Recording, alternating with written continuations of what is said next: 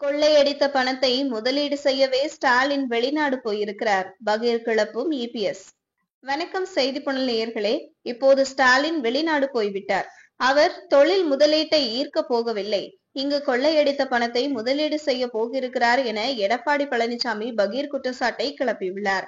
மக்களை காப்போம், தமிழகத்தை மீட்போம் எழுச்சி பயணம் மேற்கொண்டுள்ள அதிமுக பொதுச் செயலாளர் எடப்பாடி பழனிசாமி இன்று மதுரை மேற்கு தொகுதியில் பேசினார். அப்போது அவர், கடந்த தேர்தலில் மதுரை மாவட்டத்தில் ஒரு சில தொகுதிகளில் திமுக சூழ்ச்சி செய்து வென்றுள்ளது.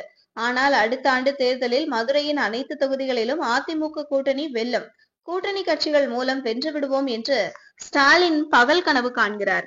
இந்த திமுக ஆட்சியில் மக்கள் பட்ட துன்பம் ஏராளம். அவை எல்லாமே தேர்தலில் பிரதிபலித்து படுதோல்வி அடைவார்.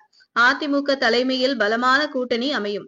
அது வெற்றி கூட்டணியாக இருக்கும். எல்லா துறைகளிலும் ஊழல் என்பதற்கு மதுரை மாநகராட்சியே ஒரு உதாரணம். நீங்கள் செலுத்தும் வரியெல்லாம் தனிநபருக்கு செல்கிறது, திமுகவினருக்கு செல்கிறது.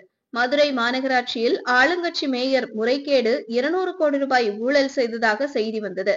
இந்த அரசை விசாரித்து மண்டல குழு தலைவர்கள் 5 பேர் ராஜினாமா செய்துள்ளனர்.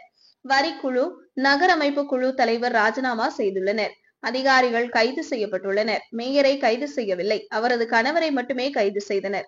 இதற்கு யார் பொறுப்பு? மேயர் தானே. அவரை கைது செய்யவில்லை, அவரது கணவரையும் சாதாரண செக்ஷன்களில் கைது செய்து திமுக கண்துடைப்பு நாடகம் நடத்துகிறது. அடுத்த ஆண்டு அதிமுக ஆட்சி அமைந்ததும் இந்த ஊழல் முழுமையாக விசாரிக்கப்பட்டு மக்களின் வரிப்பணம் 1 ரூபாய் கூட வீணாகாமல் நடவடிக்கை எடுக்கப்படும். மக்களின் அடிப்படை தேவைகளை நிறைவேற்றத்தான் வரி போடுகிறார்கள்.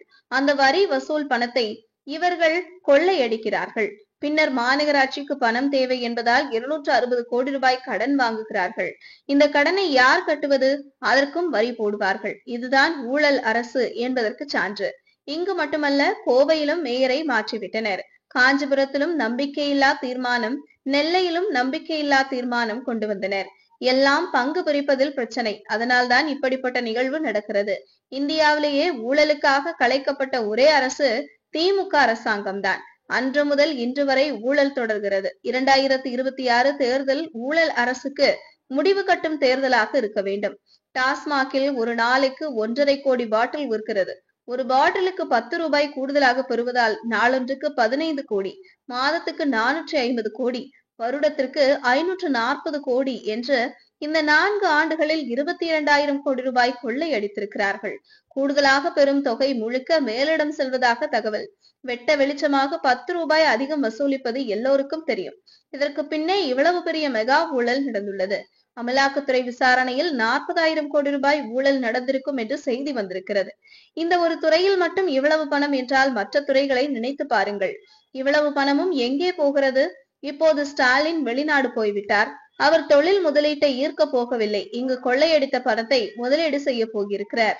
ஜெர்மனியில் 3,200 கோடி ரூபாய் ஈர்த்ததாக செய்தி. ஏற்கனவே அதிமுக ஆட்சியில் அமைந்த தொழிற்சாலையை விரிவுபடுத்த ஜெர்மனிக்கு சென்று ஒப்பந்தம் போடுகிறார்கள். ஒரே ஒரு நிறுவனத்துடன் 1000 கோடியில் புதிய ஒப்பந்தம் போட்டுள்ளனர். இப்படி மக்களை ஏமாற்றி ஈர்ப்பதாக சொல்லி பொய் செய்தி வெளியிடுகிறார்கள். திமுக அரசால் போடப்பட்ட புரிந்துணர்வு ஒப்பந்தங்களில் 10% கூட நடைமுறைக்கு வரவில்லை. ஏற்கனவே அதிமுக ஆட்சியில் ஒப்பந்தம் போட்ட தொழில்கள் தான் நடைமுறைக்கு வந்துள்ளது. அதன் மூலமே வேலை வாய்ப்பு கிடைத்து பொருளாதாரம் பெருகியுள்ளது. இதுதான் உண்மை. திமுக சொல்வது அத்தனையும் பொய். 2G ஸ்பெக்ட்ரம் ஊழல் உங்களுக்கு தெரியும். கண்ணுக்கு தெரியாத காற்றில் கூட ஊழல் செய்யும் ஒரே கட்சி திமுக. தமிழ்நாட்டு பெயரையே அசிங்கப்படுத்தி விட்டனர். டெல்லியும் தலை குனியும் அவலம் ஏற்பட்டது. திமுக அமைச்சர் சுமார் 1,76,000 கோடி ரூபாய் ஊழல் செய்துள்ளார். இந்தியா முழுவதும் திமுகவினால் தமிழ்நாட்டிற்கு கெட்ட பெயர். விஞ்ஞான முறையில் ஊழல் செய்வது இதுதான் என தெரிவித்தார். இதுபோன்ற செய்திகளை தெரிந்து கொள்ள செய்தி புனலுடன் இணைந்திருங்கள்.